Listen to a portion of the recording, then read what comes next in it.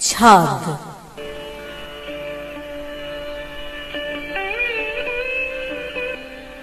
দিন কেটে যায় দিনের মতো, নিঃশব্দে বা শব্দ করে। রোজ বিকেলে দুইটি নারী বাড়ির ছাদে গল্প করে। রাজা বদলায় সিংহাসনে, চোখের জল বাঁধ না মানে। কখনো বা ওই চোখের হাসি এই দুনিয়া শাসন করে। সময় কারো থমকে আছে, কেউ সারাদিন খ্যাতির পিছে। চায়ের কাপে ঝড় তুলে কেউ বাদশা রাজা উজির মারে। সময় থামে রোজ বিকেলে, স্বইচ্ছায় বা নিছক ভুলে। পুরনো এক বাড়ির ছাদে দুই নারী কি কথা বলে।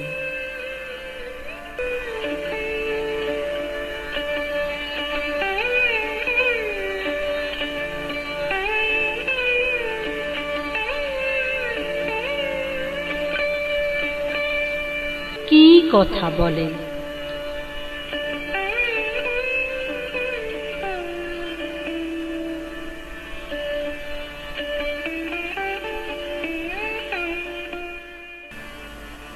সেই প্রথম যেদিন শাশুড়ির সাথে বিকেলে বেড়াতে গেলাম, তেঁতুলতলা পেরিয়ে সরকার দিঘির পাশ দিয়ে শেতলা মন্দির ফেলে মৈত্র গিন্নির বাড়িতে, সেদিনই, হ্যাঁ ঠিক সেই দিনেই পেলাম আমার সব থেকে বড় উপহার।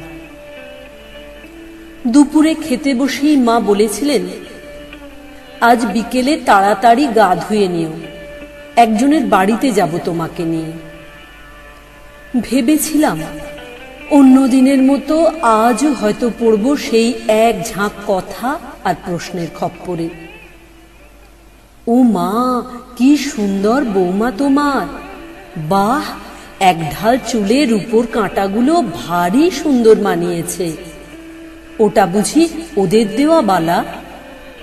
তোমার দেওয়া হারটা কিন্তু ভারী মানিয়েছে।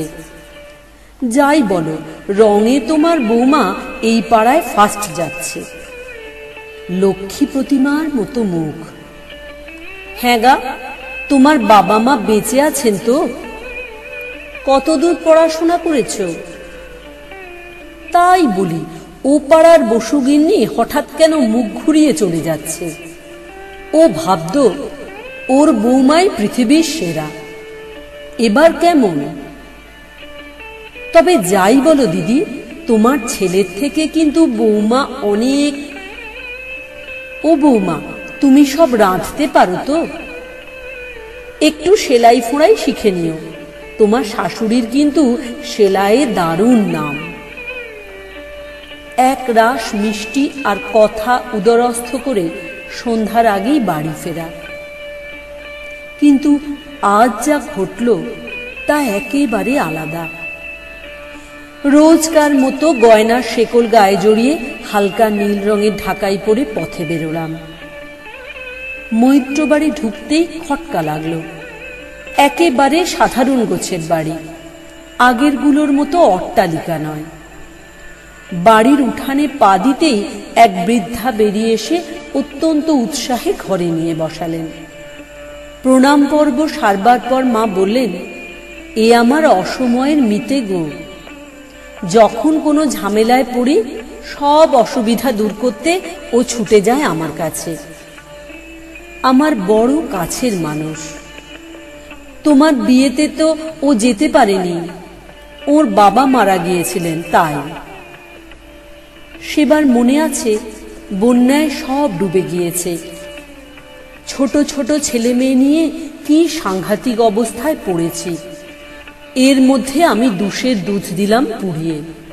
মাগো, কি কাল ঘুমেই না ধরেছিল। বাটি একেবারে পুড়ে কাঠ। কি করি, কর্তাকে কি বলি? কোন মুখেই বা বলি? কাঁদবো তারও উপায় নেই। জেনে ফেললে বলবে কি? উফ, ভাবলে এখনো গায়ে কাঁটা দেয়। সেই সময় দেখি ও চলেছে বাড়ির সামনে দিয়ে কলমি শাক তুলতে।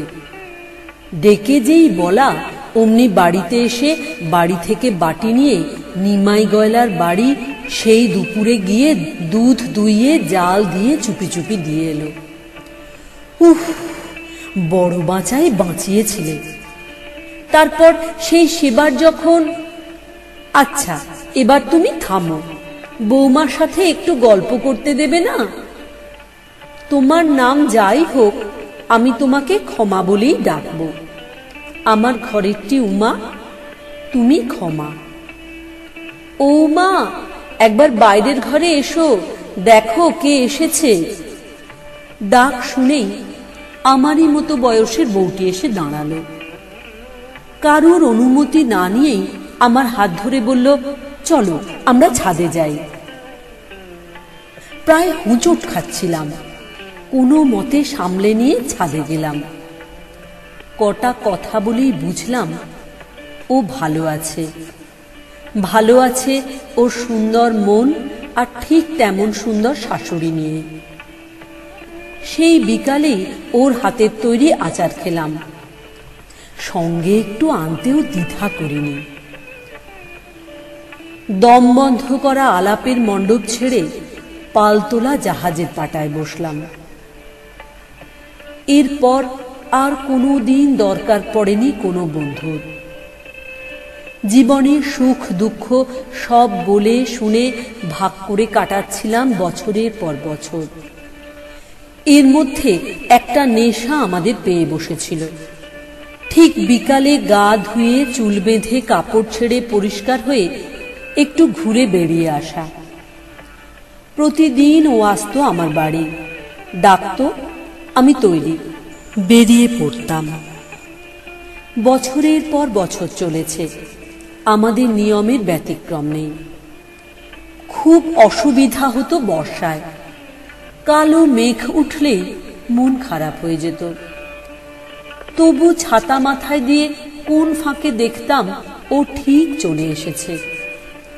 সেদিন ঘরেই বসতো আমাদের মজলিস। মনে আছে, সেদিন ছিল আমার মেয়ের বিয়ে। ব্যস্ততার মধ্যে ভুলে গেছি চুল বাঁধার কথা। উমা ঠিক 5টায় এসে আমার সব কাজ কেড়ে নিয়ে আমাকে সাজিয়ে তবে গেছে নিজে সাজতে। চুল বাঁধা আর কাপড় ছাড়া না হলে ও বড্ড রাগ করত। একদিন বলেছিল, দেখ, এই পোশাক বদলাবার পরই আমরা দুজন সংসার থেকে আলাদা হই, তাই কোনোদিন এটা বাদ দিবি না। কখন জানি না আমার মধ্যেও এই রোগ ঢুকে গেছে। শত কাজ থাকলেও বিকাল আসলেই কি এক অজানা টানে আমরা চুল বাঁধতাম, কাপড় ছাড়তাম। হঠাৎ একবার আমার খুব জ্বর এলো। দুপুরবেলা খেয়ে শুয়েছি, আর উঠতে পারছি না। গা হাত পা যেন কে দড়ি দিয়ে বেঁধে রেখেছে। চুল বাঁধব কি করে? মন ছুটছে, দেহ পারছে না। এমন সময় সেই ডাক, ক্ষমা। দরজায় দাঁড়িয়ে উমা। আমাকে এ অবস্থায় দেখে আগে চুল বেঁধে দিল, তারপর আলনা থেকে কাপড় টেনে পরিয়ে দিয়ে বলল, চল বেড়াতে বেড়াতে ডাক্তার দেখিয়ে আসি। জানি না কি শক্তিতে উঠে পড়লাম। ডাক্তারখানা অনেক দূর, তবু হেঁটে পৌঁছলাম। ওষুধ নিয়ে বাড়ি ফিরে এলাম। একদিন খবর এলো আমার মা মারা গেছেন। ডাকে খবর পেয়ে নিথর হয়ে বসে রইলুম। কান্না বন্ধ হতেই চায় না। দেখতে দেখতে বিকাল 5টা। আমার নেশা আমায় টানছে, মন টানছে, দেহ টানছে, চক্ষু লজ্জা হার মানতে চাইছে, বুক ভেসে যাচ্ছে জলে। সেদিনও ক্ষমা জল ভরা চোখে আমার চুল বেঁধে দিয়েছে। বড় ছেলের বম্বেতে চাকরি, ফেরার কথা যে ট্রেনে, হঠাৎ খবর এলো সেই ট্রেন নাকি অ্যাক্সিডেন্ট করেছে। বুকের ভিতর পাথর হয়ে জমে যাওয়া রক্তটা কিছুতেই গলছে না, কান্না আসছে না মরুভূমির বালু টপকে। সেদিনও ও বিকেলে হাসতে হাসতে আমার ঘরে ঢুকেছে। চমকে উঠেছি, এও কি সম্ভব? হঠাৎ দেখি দরজায় দাঁড়িয়ে আমার বড় ছেলে। আগের ট্রেনেই রওনা দিয়েছিল, তাই ছোট ছেলের আন্তরিক হওয়ায় ডাক্তার শেষ কথা দিয়ে চলে যাচ্ছিলেন। বিকেলের রোদ তখনও পড়েনি। উমা ডাক্তারবাবুর পা চেপে ধরল। ডাক্তারবাবু বেশ কিছুক্ষণ চুপ করে থেকে একটা ইঞ্জেকশন দিলেন। আস্তে আস্তে ছেলে আমার সুস্থ হয়ে উঠতে লাগল। ডাক্তারবাবু বসে রইলেন। অবস্থা অনেকটা স্বাভাবিক হওয়ায় উনি অভয় দিলেন। ঠিক তখনই আমাকে সান্ত্বনার বাণী শোনাতে শোনাতে ও চুল বেঁধে দিয়েছিল। সেই ছোট ছেলে যেদিন বউয়ের কথায় ভুল বুঝে আমাকে ফেলে বাড়ি থেকে বেরিয়ে গেল, কান্নায় গা ভাসিয়ে ক্লান্ত আমি সারাদিন বিছানায় পড়ে রইলাম। খিদে তৃষ্ণা কখন এলো গেল টেরও পেলাম না। কিন্তু বিকাল হতেই কে যেন আমাকে তুলে বসালো, হাতে চিরুনি দিল, গায়ে জড়িয়ে দিল ভাঁজ করা কাপড়। আজ ছিল আমার বিয়ের 40 বছর। বিকেলে রোজকার মতো গা ধুয়ে সবে ঘরে ঢুকেছি, দেখি উমা বসে আছে, হাতে সেই রূপোর কাঁটা। আমি তো লজ্জায় মরি। লোকে বলবে কি, তোর পাগলি। কোনো কথা শুনল না, সুন্দর করে সাজিয়ে বসালো রূপোর কাঁটা। ঘোমটার আড়ালে ঢেকে রাখলাম সারা বিকেল। পরে রাতে জীবনের চড়াই উতরাই টপকাতে টপকাতে শেষ প্রান্তে এসে পৌঁছেছি। আজও বুঝে উঠতে পারিনি কে আপন কে পর, কাকে কাছে টেনেছি কে দূরে সরিয়ে দিয়েছে। একদিন ভাবছিলাম কাকে বেশি ভালোবাসি, স্বামী, পুত্র, কন্যা নাকি নিজেকে। এক ঢাল চুল আজ কয়েক গাছিতে বন্দি, তবু রাতে একটা রুটি আর সামান্য দুধ খেয়ে কেটে যাচ্ছিল। সেদিন ছিল বুদ্ধ পূর্ণিমা। চাঁদের আলো এসে পড়েছে আমার ছোট্ট খাটে। পাশে শুয়ে আমার আপনজন। হঠাৎ মাথাটা আমার কাঁধে ঢলে পড়ল। বুঝলাম এই পূর্ণিমাতেই আমার জীবনের অমাবস্যা এসে গেল।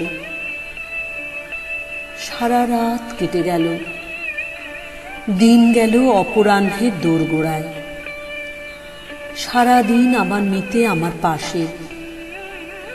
বিকালেও সে পাশে বসে আমার সেই শুভ্র ধবল কেশগুলিতে হাত বুলালো। আজ নিজেও সে আমার নিয়মের সাথে সাথী হয়ে চুল বাঁধল না। একা জীবনতরী চালাতে চালাতে কবে মোহনায় মিশব এর প্রতীক্ষায় বেয়ে চলেছি দাঁড়। তবু নেশা আমাদের ছাড়িনি আমরা নেশাকে। সেই চুল বাঁধা, কাপড় ছাড়া, একটু বেরিয়ে আসা। পা চলতে চায় না, তবু না বেরোলে দম যেন বন্ধ হয়ে আসে। হঠাৎ আসা কালবৈশাখীর মতো একদিন সেই বিকেলে খবর এলো উমা নেই। উমা চলে গেছে। বয়সের ভারে দুর্ঘটনার ধাক্কা সামলাতে পারছি না। গা কাঁপছে, পা এগোচ্ছে না। বসে পড়লাম মেঝেতে। চুল উঠছে এলোমেলো উদাসী বাউলের মতো।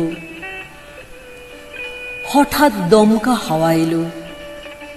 দেওয়ালে আটকানো ক্যালেন্ডারটা খসে পড়ল ড্রেসিং টেবিলে।